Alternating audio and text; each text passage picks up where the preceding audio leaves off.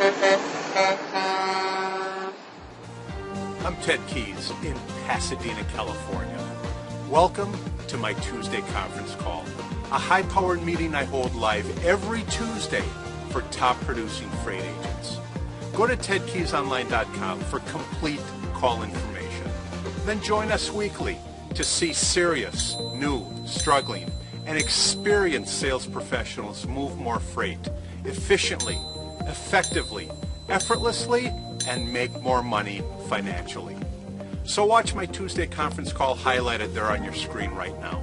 Then go to tedkeysonline.com to hear more podcasts, read more blog posts, watch more videos, and visit my Freight Sales Success Store for top-notch products to explode your business today. Enjoy watching and applying my Tuesday conference call. Okay. Today, topic is how to reduce our prospects' objections. I focus on the word prospect because typically when we've brought in a customer, we don't get as many objections from them. Basically, we've given them the idea that we have the ability to move their freight. But today it's all about prospects. Why prospects? Because it's the prospects that we have to break through to in order to get them to listen to what we have to offer. That is offering our service of moving their freight. So, reducing prospects' objections. If you have not, go ahead and go to your email that I sent you, preferably the last one. You'll see that there are a number of attachments on there, as I typically do on every call, that we're going to go over one by one, starting off, obviously, with our leaderboard. By all means, take a look at that leaderboard, guys. I send it out every month just so you have an idea of what you're doing compared to the rest of the group here. So, again, congratulations to you leaders, but let's move on to our first topic, or our first attachment there.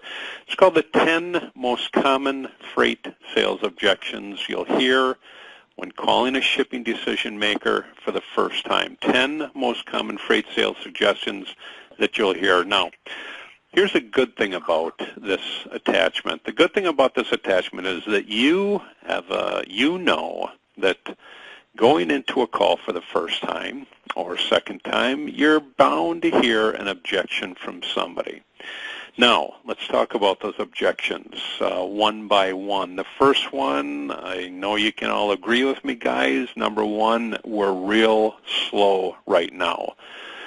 We're real slow right now. When I started doing this, just like you, I started wondering, is there anybody out there moving freight? Is there any company out there moving freight? Because almost every time I call somebody, they give me the same objection. We're real slow right now. But here's a good thing. You know that it's an objection. Number two, we're not looking for new contacts right now. We're not looking for new agents or new freight brokers right now to move our freight. Basically what that means is we're content and we're happy with who's moving it for us right now because, hey, they're doing a good job. There's no reason for me to look elsewhere. So, number two, we're not looking for new contacts right now. Number three, we're happy with our contacts right now. As I said earlier, we're content, we're comfortable. No reason to shake the boat up here. I don't know you. I know who I'm working with. And what they're doing is they're moving my freight as much as I want to or whenever I want to. So we're happy with who we've got right now. Number four, we have our own trucks to ship our products. Again, there's not a whole lot you can do right there except for when they actually have more loads than what they do trucks. So just because somebody says we have our own trucks to ship our products doesn't mean that they won't from time to time require an outside agent or broker like yourself to move their products. The thing is you've got to stick in there long enough for them to give you the opportunity when that opportunity for you arises. So number four, we have our own trucks right now to ship our own products. Number five, we only use asset-based carriers, no brokers. You're going to get a lot of this on your very large multinational type companies. Walmart will tell you that. In fact, not only does Walmart use asset-based carriers, but just to be a carrier to get in with Walmart, you have to have a minimum of 50 trucks. So just because you're a carrier doesn't mean that you're going to get in with Walmart. Now, it's not to say that Walmart does not use brokers. They use brokers. They use brokers that have proven themselves over and over again and that have the ability to connect with carriers. But we only use asset-based carriers, no brokers. Number 6, we only use such and such. We only use A1 freight to ship our freight. We only use Tom to ship our freight. We only use John to ship our freight. That you could put anybody in there, but we only use such and such. We only use Saya to ship our freight if they do LTLs. Could be a number of anyone that could that you could put in that line there. Number 7, we only ship boxes, packages, or crates. Typically, when you hear that, guys, let them go. We only ship boxes, packages, or crates. Let them go. We are not interested in shipping boxes, packages, or crates. We leave that up to UPS. We leave that up to FedEx. We leave that up to the experts in that area. But we don't go anything less than a full pallet. So when you hear that, okay, thank you very much. Number 8, all of our freight is set up by our customers. All of our freight is set up by our customers. What that typically means is, it is what it is. We do not schedule any of our freight. All of our customers do that. And when you hear that, it's time to move on. Unfortunately, you can ask them, hey, can you tell me who your customers are so I can get a hold of them? You'll hear one of two things. You'll hear 1, no, or 2, yes. I can tell you a customer who does that schedules their freight with us. All you can do is ask. You'll either hear yes or no. And boy, if they give you the information, get ready to write that down. So all of our freight is set up by our customers. Number 9, we're already working with your company. Oh, really? Are you? What agent are you working with? It's not to say that they're not telling the truth. They may think you're somebody else because, let's face it, a lot of companies out there with the word logistic in it. But we're already working with your company. All you can ask there is, really, I am delighted to hear that. What agent are you working with? And I will, so hey, I'll give them a good reference or something like that. Number 10, I don't have time. Call me back next week. I don't have time. Call me back next week. Number 10, objection. Now, here's the thing, guys. There is a reason why, or there's a main reason why we hear objections. The main reason why we hear objections is that we're not making the call correctly. Typically, 8, 9 times out of 10, if you're getting an objection, it's because your customer or your prospect does not feel comfortable with you yet in speaking to you. Now, let's go ahead and X out of this document, and let's roll right into document number 3, again on your list of attachments on the email that I sent you. So roll from number 2 to number 3. As I was saying, there's a reason why we get objections. The main reason why is because your prospect does not want to talk to you. He doesn't feel comfortable talking to you.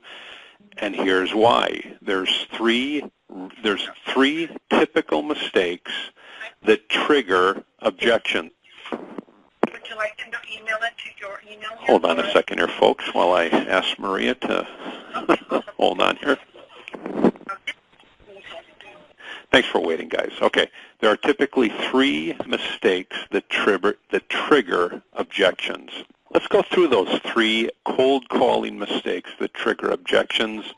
There are 3 common cold calling mistakes that you must avoid.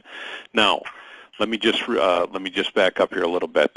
When we hear objections, the thing to think about first is, what did I say or what am I doing that's causing me to get an objection? Because if you're doing this correctly, you typically won't get an objection. You'll get an objection maybe 1 out of 10 phone calls or 1 out of 10 people that you talk to. So when you're getting objections, go back to this document and read it over. You'll realize why you're getting objections. So let's talk about the mistakes we make when we make those calls that trigger these objections. Mistake number 1, here's what happens. You introduce yourself, you explain what you do, and suggest the benefit or features of your awesome freight service. Then you close your eyes and pray that your prospect is still interested in that same freight service. So basically, you introduce yourself, you explain what you do, then you close your eyes to see what they say. Here's what happens when you do that. Here's the trigger in that. Unfortunately, the moment you stop talking, you usually hear, sorry, I'm busy, or sorry, I'm not interested. Here's why. You've started your call by talking about your world and what you have to offer. Realistically, most people aren't all that interested in you. Believe it or not, most people are not that interested in you. They're not interested in me. They're not interested in anybody else out there. When you only talk about your company and freight service, it's another advertisement to your prospect. When you haven't engaged them, they just turn the page. Your prospects are only interested in themselves and what's sitting on their plate that must be accomplished right now. So, do I have to say it again? Your prospect is not interested in you. They're interested in themselves, just like everybody else in this world is. What do we do to fix that? Here's what we target. Start your conversation by focusing directly on your prospect. Remember, it is all about your prospect. They're more likely to interact with you when you do that. Find an issue or problem that they have that requires solving. Focus on them rather than you, then see where that takes you. That's all you have to do. Start your conversation. Focus on your prospect. Every time you go into a cold call or a call, remember, it's not about you. It's not about how nervous you are. It's not about, well, will they use me or not. When you focus on the other individual and what they're trying to accomplish, their needs, whatever that is, you will get a much receptive call from your prospect. So that's mistake number 1. There's the trigger. There's how you fix it. Mistake number 2 that we make, the trigger objections while we're talking to prospects. Number 2, when you're confident that your prospect should use your service. That's mistake number 2. When you're confident that your prospect should use your service, you focus on the sale and be completely confident that your freight service is what your prospect must utilize. I'll tell you right now, guys, this is the biggest mistake that I make or made when I go into a cold call. I act confident, like, hey, you are to use my service. There's nobody out there better than me. And guess what? I would get I would get objections. What triggers that? Well, let's move on to that. The problem with this routine is that you haven't asked your prospect to determine this along with you. Think about it. You're deciding for someone else what's good for them. This isn't what you intend, but that's exactly what comes across to your prospect. What do you do to fix it? What do you target? Rather than being full of confidence and enthusiasm, stop again, as I said earlier, and think about your prospect. Remember, it's all about your prospect. Relax into a real conversation instead of charging with a persuasive strategy and sales pitch. Put yourself in their shoes. Invite them to explore along with you whether what you have to offer is something they can actually utilize or not. Then your prospect will distinguish the difference. Remember, you're inviting them to see whether you're able to solve a challenge they have, not us. Even though we go in there with go into a call with our challenges, it's all about your prospect's challenge, not about us. Why? It's because they make the ultimate decision. So if they make a decision, who should we focus on? Should we focus on us or them? Reading on, this makes a much better connection at the beginning, and you'll get less objections during your conversation. Okay, so mistake number one, when you introduce yourself and you make it about yourself. Mistake number two, be confident that your prospect should use your service. Let's go on to mistake number three, and that is your prospect brings up an objection and you attempt to overcome it. Hold on a second here, folks, while I grab a drink of water here. Bear with me. So here's the mistake. Here's a third major mistake that trigger objections with our prospects. Your prospect brings up an objection and you attempt to overcome it. So what triggers this? Cold calling is challenging enough, guys, and many times you're also not familiar with your prospect and their business. Now, as you know, in the past, I've told you that you better go into this conversation knowing something about your prospect, but you can't and don't know everything. There are certain things that you won't know. When you make that first call, you don't know much about your prospect's issues, their problems, their budgets, and their time constraints. In addition to all that, not everyone is going to benefit by using your freight service, and your freight service will not be a match for everybody. Let's go back to the objections. We only ship boxes and crates. Our freight service is not for that. We don't want that business. So our freight service is not a match for everyone. Yet, when your prospect brings up an objection, you typically have the urge to overcome it. Why do we do that? Well, when we do that, you put your prospect on the defensive. Something they've told you is being dismissed. This is typically where your objections happen the most, or quite frequently. We're taught in sales to overcome objections. But here's the thing: you don't do it at a strong pace. You got to listen to what they're talking about, and hey, realize, is what I have to offer a good match for what my prospect, for what his or her issues are. So what do we do to overcome this? What's our target? It's much better to listen to their concerns and continue to explore whether your freight service makes sense for them. There are many other ways to validate their viewpoint where you won't close, or where they won't close the conversation on you. So here's the three mistakes again. First mistake, you introduce yourself and you make it about you. No good. Mistake number two, you're confident that your prospect should use your service. No good. You don't know that. That's mistake number two. Mistake number three, your prospect brings up an objection and you do your darndest to overcome it, with force sometimes. Again, mistake number three. So, in conclusion, what do we do in conclusion to wrap all this up? Just on the objections, totally focus on your prospects, engage them more, and the immediate objections that you're accustomed to will happen less. Again, those are the three cold calling mistakes that trigger objections. So really, when you're making those calls, guys, when you're talking to your prospects and they give you an objection, go back and think to yourself, what triggered that? What did I say? What am I doing that my prospect came back to me with an objection, instead of, wow, that sounds great, Bill. Wow, that sounds great, Tom. Wow, that sounds great, John. Send me your info. That's the goal. That's what you want to hear. Oh, awesome. Wow, let's do that. I'll get you on my freight list.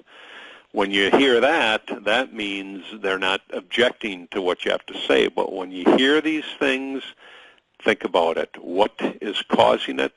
Here are the three main causes, guys. Let's go ahead and X out of there. and let's move on to our fourth attachment back in my main email here. As you guys know, I bring this attachment up continually. I bring it up repeatedly. Obviously, there's a reason for it. In fact, I just spoke about this last week. Remember, when calling your prospects and customers, it's not about you. It's about them. It's about their company, their challenges, their needs, their email info, and your solutions. So one more time, guys, it is not about us. It's not about them. Should have done that a while ago, guys. Gee, no wonder why I was hearing voices. Okay, so one more time. It's not about you. It's all about them. Let's go ahead and X out of there and move in to attachment number 5. Again, this all ties into why we get objections, what trigger them, what are the objections. Remember, when calling prospects and customers, guys, to make the sale easier, establish rapport first. Establish rapport first. That's why you go into a call with at least one sheet of information about your customer. Me, typically, I won't go into a call unless I know something specifically about that prospect. Specifically like, hey, do you still move this lane from Boise to Milwaukee? I get that specific because, hey, just by saying those words means that I'm going into a call with a solution right away. How do I get that information? I probe. I talk to carriers. I talk to other individuals. So that's my minimum before I go into a cold call with a prospect. Anyway, establish rapport first. Find common interests. What I just talked about was a common interest. Hey, John, do you still move this lane from Boise to Milwaukee? You think that's on a common interest? So find common interests and build a relationship. People are more likely to buy from a friend than a salesperson. Now, I know going into a call, I'm not their friend yet, but believe me, people are much more likely to buy from a friend than they will a salesperson. Why? Because friends take an interest in each other. A salesperson does not. The salesperson just charges in and says, hey, here I am. This is what I have to offer. That's not how I'm teaching you how to do this, guys. So let's go ahead and X out of there. But before we do that, establish rapport first. Let's go to attachment number 6. Again, along the same line, same topic. Remember, when you're calling your prospects and customers, people love to talk about themselves. Have I said this enough?